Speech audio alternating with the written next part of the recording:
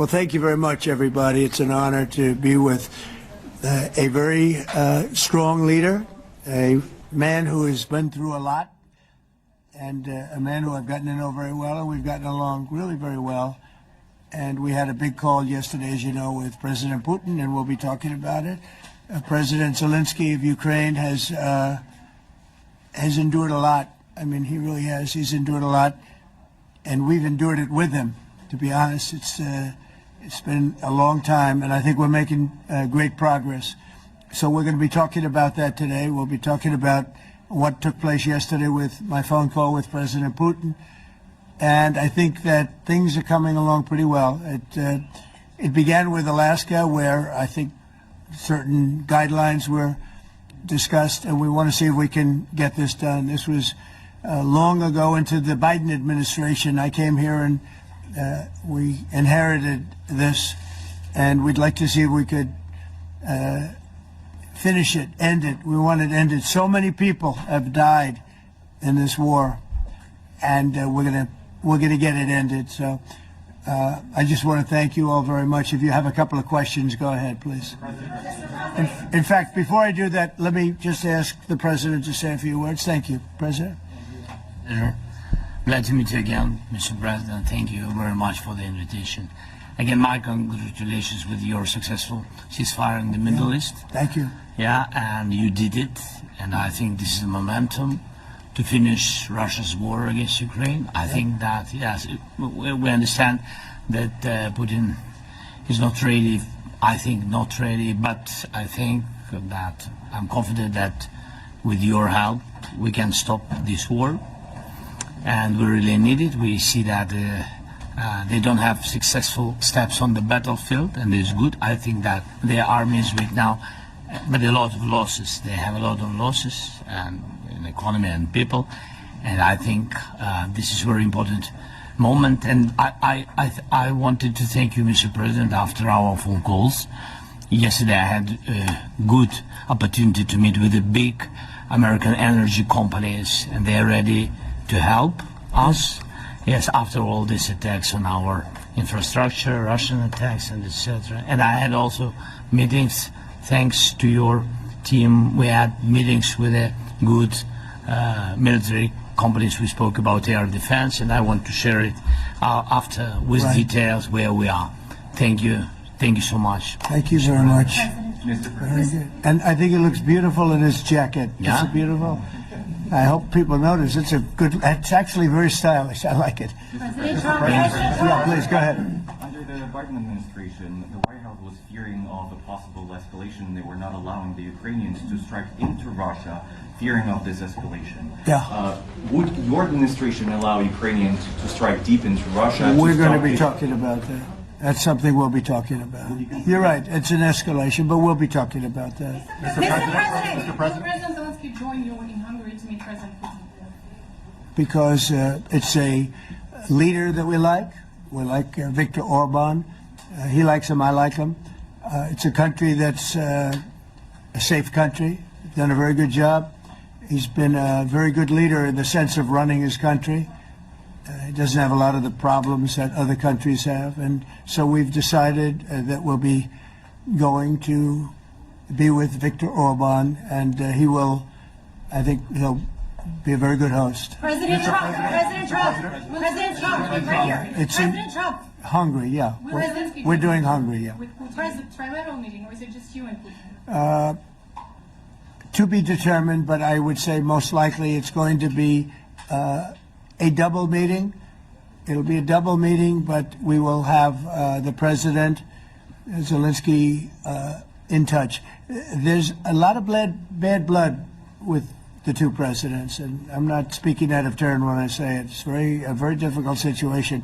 You know, we just settled the war, and after thousands of years, I guess, people say anywhere from 500 to 3,000 years, and I was in rooms, as you saw, because you were with me, a lot of you were with me last week, with leaders that didn't like each other, but they were able to get along.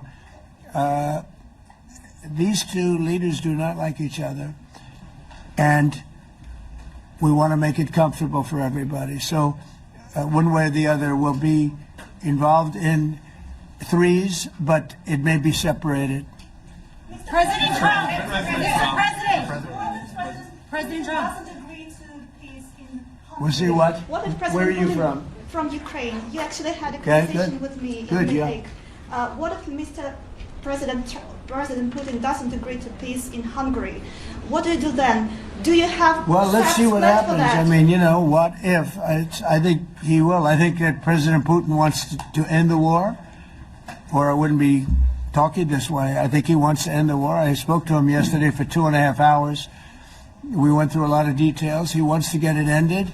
I think that President Zelensky wants to get it ended. Now we have to get it done. President Trump. Kara Castro-Noble from Lindell TV. And although I love asking you questions, today my question is for President Zelensky of Ukraine. Go ahead, please. Thank you. Our President Zelensky, President Trump, just brokered a peace deal in the Middle East that all Americans, both sides of the aisle, are very proud of. But to meet that deal, both sides had to make concessions. Our president has stuck out his neck in many ways to make a peace deal for your war as well. What specific concessions are you willing to make to end this war with Russia? Will you give up joining NATO? Americans have foreign war fatigue, and our president, as he said, we need our tomahawks too. To me. Yes, you, President Zelensky. Thank you What very much. concessions will you That's some question. Right?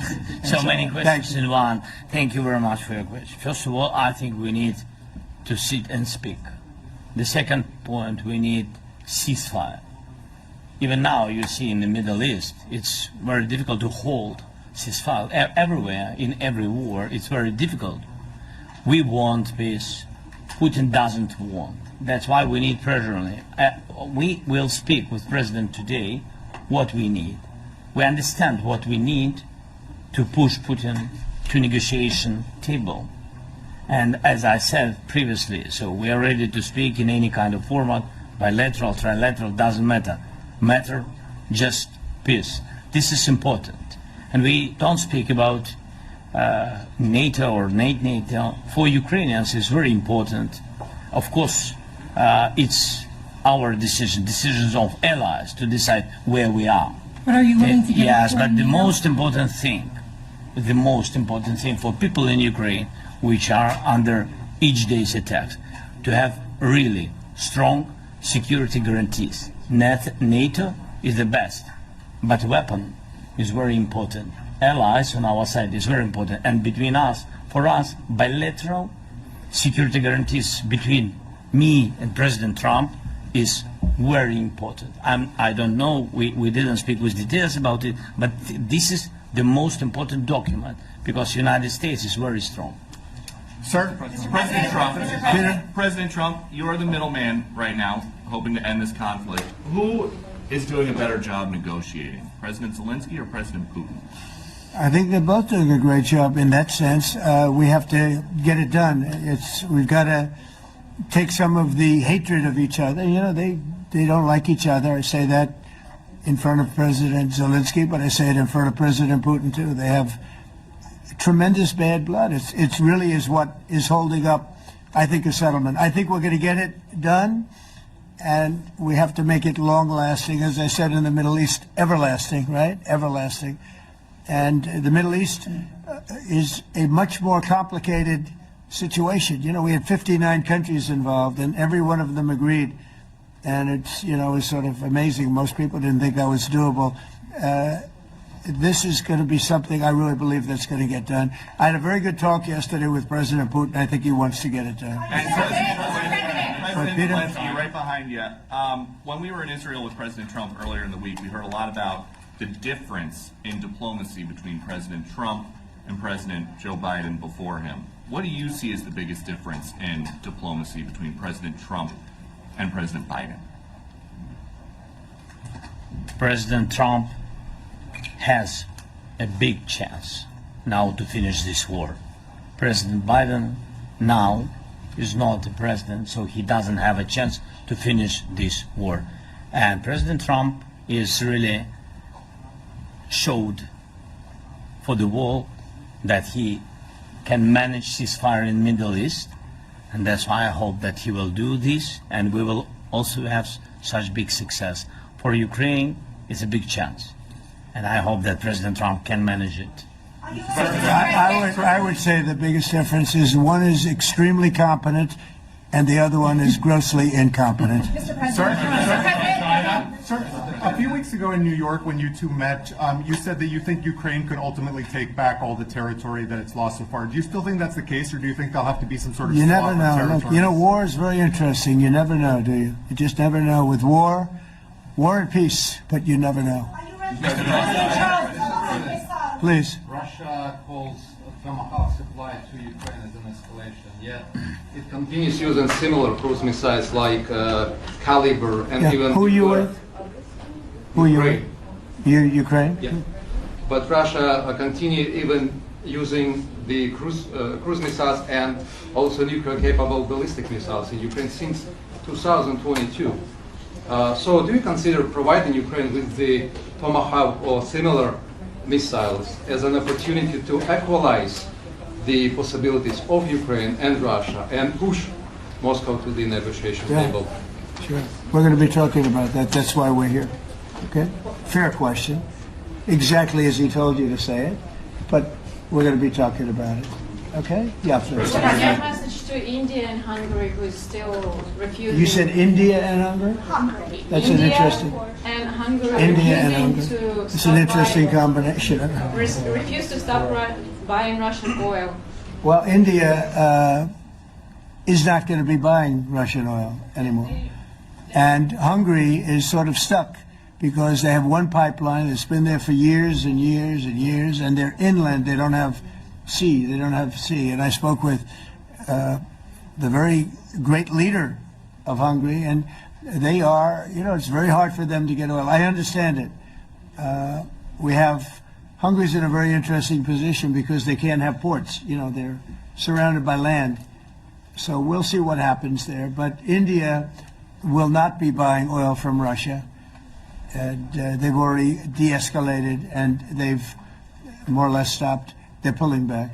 They bought about 38% of the oil, and they won't be doing it anymore. President Trump has been helping you in achieving peace in Ukraine. Who has? First Lady Melania Trump Yeah. has been helping in returning abducted Ukrainian children from Russian captivity. President Zelensky, do you appreciate those efforts? How do you assess them? And did you ask her to step in and to help you? No, she wanted to do it. She's just felt very strongly about the children, and she's done a really good job, I think, in bringing it to the fore. You know, we have a lot of children involved. Now, it's some people say it's 20,000, and some people say it's 300. There's a big difference between that, so nobody really knows. But she felt very strongly about the children. She thinks about the children all the time. President Trump, if you okay Tomahawks to Ukraine, what's going to happen if the United States is in a conflict and we need the Tomahawks? Do we have Well, enough? that's a problem. We need Tomahawks, and we need a lot of other things that we've been sending over the last 4 years to Ukraine. We've been, you know, we gave them a lot. Now we have a different situation. We send it to the European Union. They pay for it and all that, and they have plenty of money. But it's beyond the money. You know, we need Tomahawks, and we need a lot of other weapons that we're sending to Ukraine. One of the reasons we want to get this war over is exactly that. It's not easy for us to give. You're talking about massive numbers of very powerful weapons. So that's one of the things we'll be talking about. Hopefully they won't need it. Hopefully we'll be able to get the war over with without thinking about Tomahawks. I think we're fairly close to that. Yeah, go ahead. Can I say, Yeah, please. Just you to understand. So for today, of course, we want to finish this war, but the war is another technological war. You don't use just Tomahawks. If you want to target a military goal, you need thousands of drones. It goes together with such missiles. Ukraine has such thousands of our production drones, but we don't have Tomahawks. That's why we need Tomahawks. But United States is a very strong production, and the United States has Tomahawks and other missiles, very strong missiles, but they can have our thousands of drones.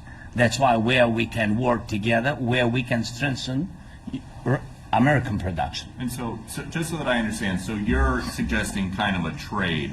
If President Trump okays Tomahawk missiles to help you launch... Yes, it's into about Russia, military goals. then It's you only would about let- military goals. Right, but then you would authorize some kind of an exchange where Yes, of the course. US gets Yes, we have Ukrainian- proposition. And We have big proposition President- with our drones. President Trump, I don't mean to be brokering an arms deal here, but is that something that you would be interested in, Ukrainian drones?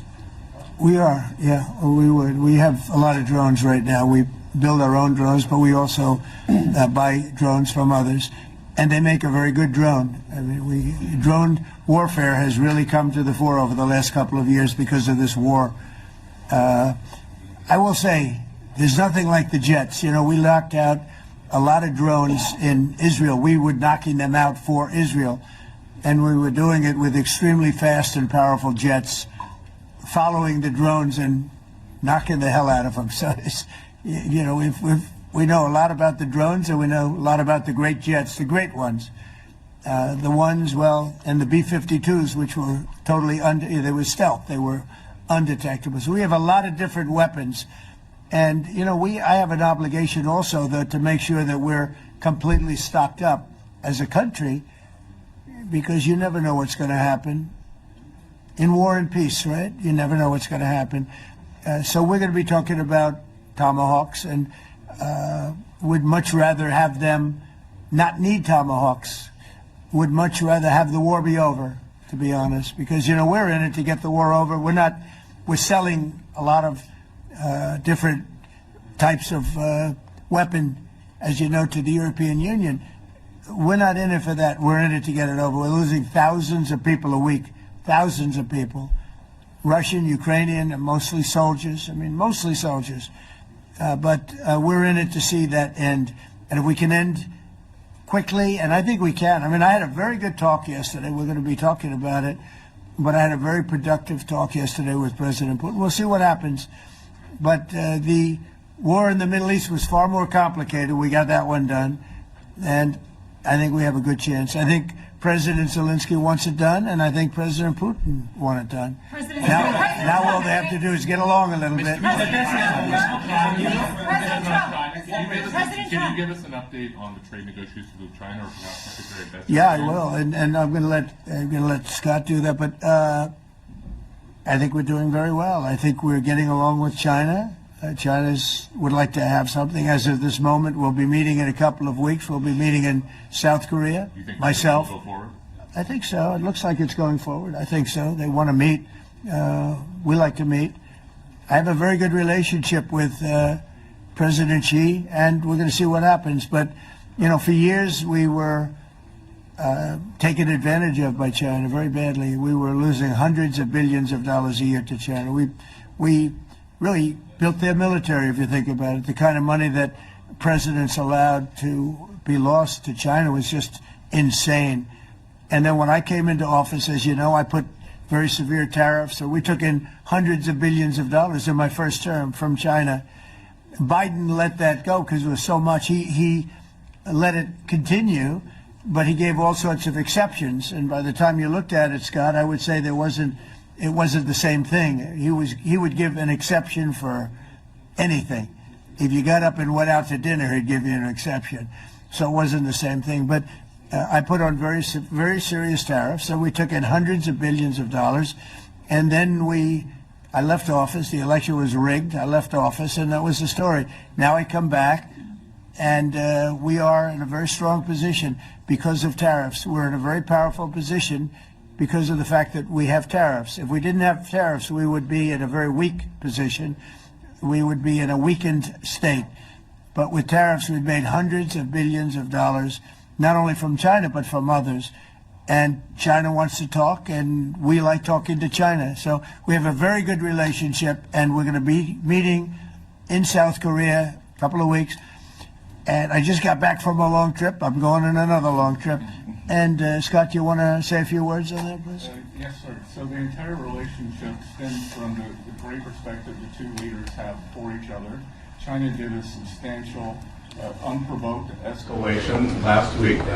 We were unable to get in touch with them since then. It's been IMF World Bank Week. They have had working level people here. There have been meetings. The Vice Premier, who is my counterpart, and I will be speaking this evening at around 8:30, 9 o'clock. And then he and I and a delegation will meet in Malaysia probably a week from tomorrow to prepare for the two presidents to meet. So I think that things have de-escalated. We hope that China will show the respect that we have shown them. And I am confident that President Trump, because of his relationship with President Xi, will be able to get things back on a good course. Is the hope for that meeting with you and President Xi some kind of trade deal then, or Could be. more? Look, I think we're in a very strong position. I think we're in a very strong position. We're getting, as you know, as of November 1st, I could move it up if I wanted, a 100% tariff over and above what we get now. So that would make it about 157%. And China doesn't want that, and they want to talk, and we're talking. And I think we'll make a deal that will be good for both. I think we will do something. But you have to understand, we never got anything from China. It was a one-way street. For many years, for decades, it was a one-way street. And they became rich because of the United States. And frankly, presidents that, let's be nice, they didn't know. They just didn't know. They didn't understand what was happening to them. But I understood it. I understood it long before I ran for politics. I used to watch in amazement at how stupid our country was, how stupid they were. And we're not stupid anymore. And that includes with the European Union, that includes with Japan and South Korea. All we want to do is be treated fairly. But the fairly is hundreds of billions and even trillions of dollars coming into the United States. And it's our national security is secure because of tariffs. If we didn't have tariffs, we would have no national security. So it's very important. Will you seek China's help in ending the war in Ukraine? Do you need them to put pressure on Russia? I'll be discussing that, but I'd love to see it ended before that. I mean, I think we have a chance of ending the war quickly if flexibility is shown on behalf, and again, we're not losing people. The United States is not, we're not losing people, we're not spending money, we're getting paid for the, ammunition and missiles and everything else that we're sending to the European Union, but to NATO. But it's very similar. If you look at the countries, I mean, it's very similar. And we just made a very fair trade deal with the European Union, and what we wanted, and we made a very good deal with NATO too. They pay for all of this. That's not what we're in this for. We're in it to save thousands of lives every week. Thousands and thousands of lives. That's why we're in it. And I think we have a very good chance of bringing this war to a conclusion. President, and your cabinet has done honestly an excellent job. I think that a lot of people could agree to that. Thank you. I'm speaking as someone who lost my father in a war, so I know the human cost. What would your advice be to American leaders, to world leaders, to neocons, to TV hosts who often speak about conflict in abstract or strategic terms rather than the human cost and the human terms? Look, my only statement is we have to get together. It's a very small group of people. It's the president, and the president. Okay, 3 presidents. And I'm the mediator president. And I'm mediating not an easy situation. It should be easy, but it's a lot easier when people understand each other, when they get together, and when they like each other. We don't necessarily have that situation as far as like is concerned. Maybe it can turn around. Maybe it can. But in the meantime, we'll have them keep a little bit of distance, and we're going to see if we can get it done. This is number 9, okay? This will be number 9 for me. I've solved 8, including the Middle East. I've solved 8. This, I thought, would have been among the easiest. We solved, President Putin mentioned yesterday Armenia, all of the different wars. He said it was amazing because but the big one that he was surprised that we were able to settle was the Middle East. He thought it was incredible. He was very generous in that sense. This should be something we're able to settle, and I think we will be able to settle. Brian? On that note, you will go down as the peacemaker, no doubt. and you will resolve this war? Well, you know, we resolved 8 others. It's funny how people say that. If you get this one, every time I do one, they forget about that one. I solved 8 wars. Go to Rwanda and the Congo, talk about India and Pakistan, look at Thailand, look at all of the wars that we solved. And every time I solve one, they say, if you solve the next one, you're going to get the Nobel Prize. I didn't get a Nobel Prize. Somebody got it who's a very nice woman, very nice. I don't know who she is, but she was very generous. So I don't care about all that stuff. I just care about saving lives. But this will be number 9. But every time I solve one, they said, sir, if you solve one more, you're going to be known as a peacekeeper. So to the best of my knowledge, we've never had a president that solved one war. Not one war. Bush started a war. A lot of them start wars, but they don't solve the wars. They don't settle them. And especially when they have nothing to do with us. I saw almost, I guess, just about all of these wars had nothing to do with us.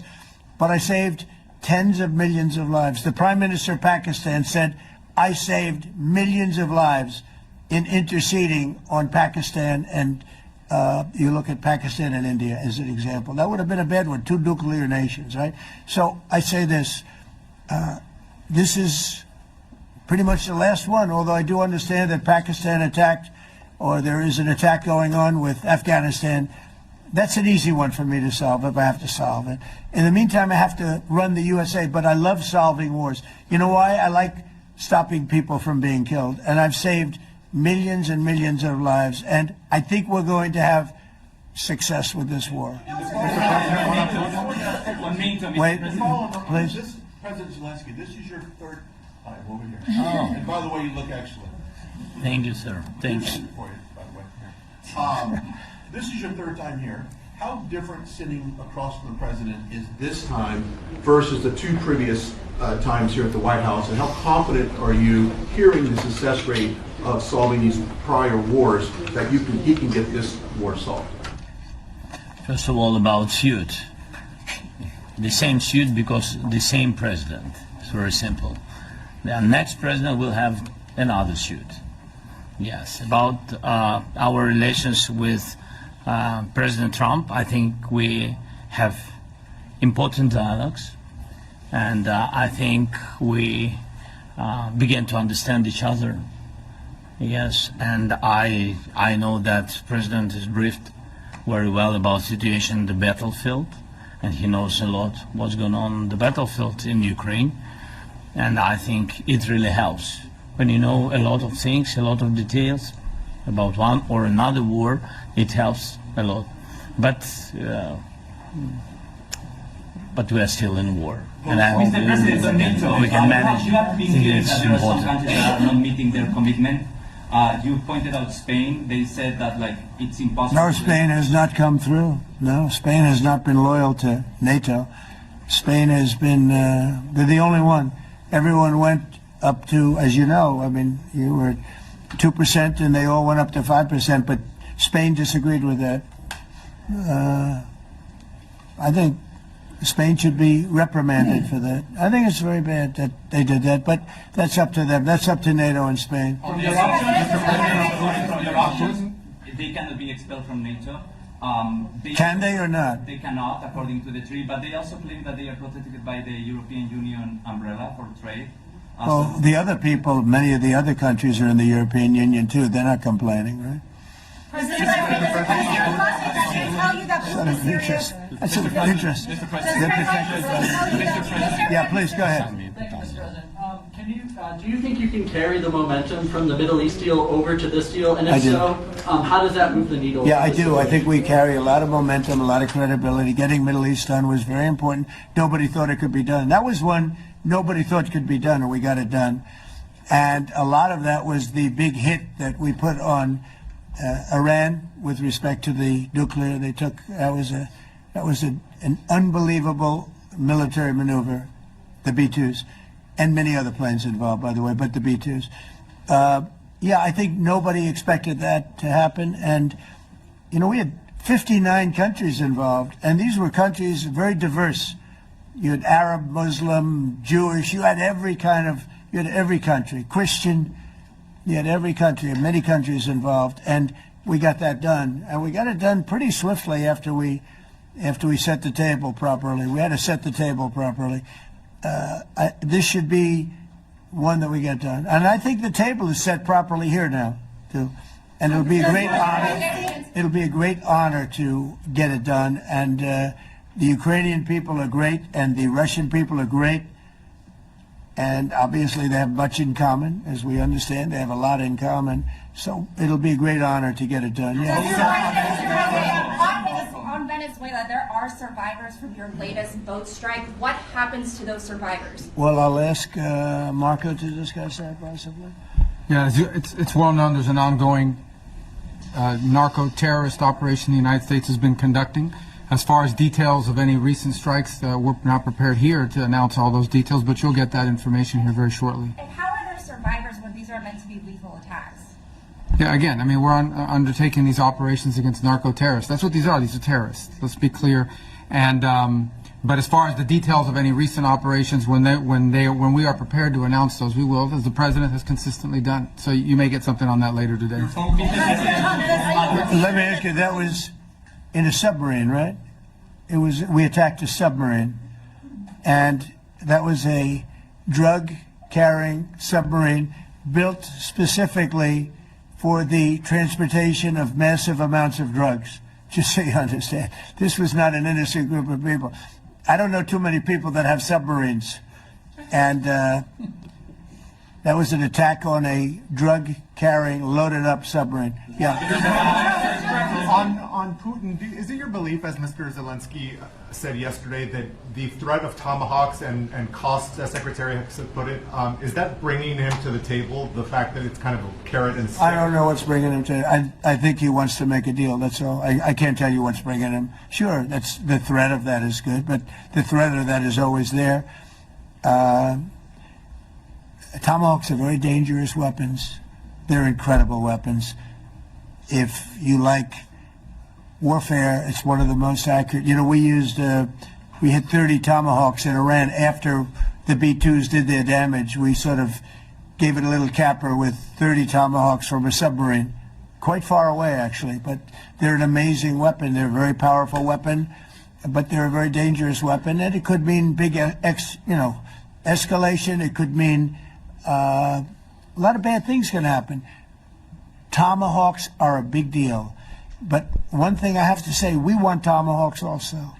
We don't want to be giving away things that we need to protect our country. We have a very strong country right now. We have a strong military. We have the greatest military in the world. We have the greatest weapons in the world. I want to get this war over. Okay? Putin-Trump tunnel to connect Russia and Alaska. Are you interested? I just heard about it. A tunnel from Russia to Alaska. I just heard about that one. That's an interesting one. We'll have to think about that. I hadn't heard that. We just did a nice road in Alaska that's going to get us to a lot of minerals, and we have a piece of it, a good piece of the ownership because of the fact we made it possible. But this came up yesterday, a tunnel from Russia to Alaska. That's an interesting. What do you think of that, Mr. President? Do you have any ideas? How do you like that idea? I'm not happy with this. I don't think you're going to like it. I don't think he liked it. I don't think he liked it. President Trump, do you think that Vladimir Putin, do you think that Putin is your gut instinct? Well, we had a senator that wanted, remember, from Hawaii, she wanted a tunnel from the mainland to Hawaii. Then she said, well, we can't do that, so we're going to build a railroad to Hawaii. Do you remember? She's a current sitting senator, a Democrat. She wants a railroad to go to Hawaii, right? You know who that is, right? She's another beauty. Yeah, please. On your meeting with Putin, aren't you concerned that maybe the Russian president is trying to buy himself more time? Yeah, I am, but, you know, I've been played all my life by the best of them, and I came out really well, so it's possible, yeah, a little time, it's all right. But I think that I'm pretty good at this stuff. I think that he wants to make a deal. I made 8 of them. I'm going to make a 9th. I think he wants to make a deal. Well, I think that he should have won the war in a week. Yeah, I do think. And if we didn't give the anti-tank missiles, as you know, the javelins they call them, they got stuck in the mud. They would have been in Kiev very quickly. They were heading to Kiev. So, you know, in war you have a lot of luck too. You know, weather has won war, and the cold and the heat and all things take place in war. But that was a very interesting moment when the tanks started rolling and some brilliant general said, let's go through the mud instead of going down the highway, right? So they got a little bit lucky. But you know where they really got lucky? I gave javelins. That wasn't given by Barack Hussein Obama. He gave them sheets. You know, there's a statement. Obama gave them sheets and I gave them the javelins. And the javelins are a devastating weapon. And that wasn't given by Obama. That was given by, because at the time it was Obama. That was given by me. So it was like one of those things. And you had hundreds of them. They're a devastating weapon. We have a lot of devastating weapons. I'd rather not use them. But that was a big moment. You know, when the tanks got stuck, they got stuck. And call it luck or call it talent. I'm not sure what you'd call it, but it was a big moment in time. Do you think Democrats will give you credit? Do you think Democrats will give you credit when you finally end this war, like they did with the war in the Middle East? And I think right now the Democrats are really damaged, mentally damaged. They want to take 1.5 trillion with a T, $1 trillion and give it to people that invaded our country. They came into our country illegally from prisons, from mental institutions, gang members. They want to give them health care and take it away from our citizens. We're not going to do that. $1.5 trillion. They want to destroy our health care system. We're not going to let that happen. You authorize President CIA operations in Venezuela as part of. Well, I wouldn't say that, but some interesting things are happening around the world, I'll say that. Mr. President, it has been reported that Maduro offered everything in his country, all the natural resources. He even recorded a message to you in English recently, offering mediation. What should he do in order to stop that? He has offered everything. He's offered everything. You're right. You know why? Because he doesn't want to fuck around with the United States. Thank you, everybody. Thank you. Thank you, everybody. Thank you, guys. Thanks, guys. Let's go. Start moving. Thank you, guys. Let's go. Thank you, guys. Thanks, guys. Thank you, press. Thank you, press. Thanks, President Trump. Thank you, Karen. Good job. Thank you, guys.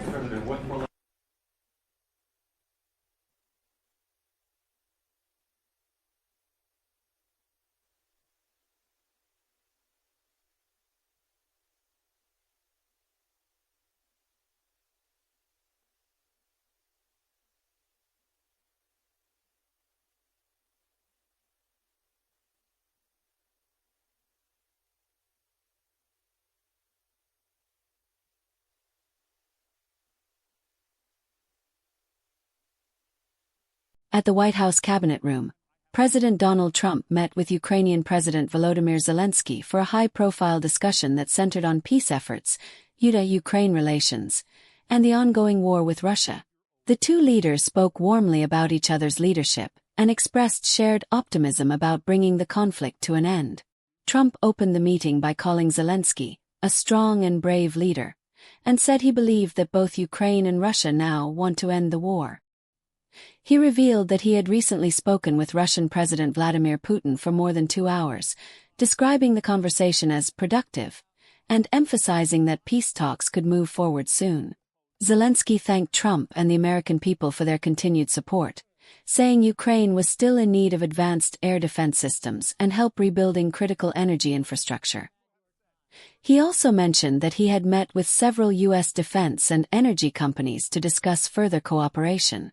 When asked about future peace negotiations, Trump confirmed that a summit is being planned in Hungary with Prime Minister Viktor Orban. He said the talks could involve both Putin and Zelensky, depending on the circumstances, and suggested that the format could be either bilateral or trilateral. Trump described the effort as part of a broader goal to end wars, not start them. Zelensky told reporters that Ukraine seeks both a ceasefire and long-term security guarantees. while reaffirming his country's interest in NATO membership. He said that strong bilateral defense agreements with the United States could serve as a practical and immediate safeguard. The two leaders also discussed military aid and weapons cooperation. Trump commented on U.S. defense capabilities, noting that Tomahawk missiles were very powerful, but emphasized that America must prioritize its own readiness. Zelensky responded by suggesting a joint drone and missile partnership to strengthen Ukraine's defense industry. On broader global issues, Trump drew comparisons between his administration and President Biden's, saying his leadership style was extremely competent, and claiming Biden's handling of foreign policy had been grossly incompetent. He pointed to his previous success in brokering temporary ceasefires in the Middle East and said that achieving peace in Ukraine would be another major milestone. The conversation also touched on China and trade policy. Trump announced upcoming trade discussions in South Korea and defended his tariff strategy, arguing that tariffs provided the U.S. with leverage and strengthened national security. Trump went on to say that he had previously helped mediate 8 global conflicts, and that bringing peace to Ukraine would mark his 9th. He added that his motivation was not personal recognition or awards, but saving lives and restoring stability. As the meeting concluded, both leaders expressed confidence in the possibility of peace. Zelensky called Trump's mediation efforts a big chance for Ukraine, while Trump said that helping to end the war will be a great honor. Would you like me to now generate SEO-optimized titles, descriptions, and tags for this article for YouTube?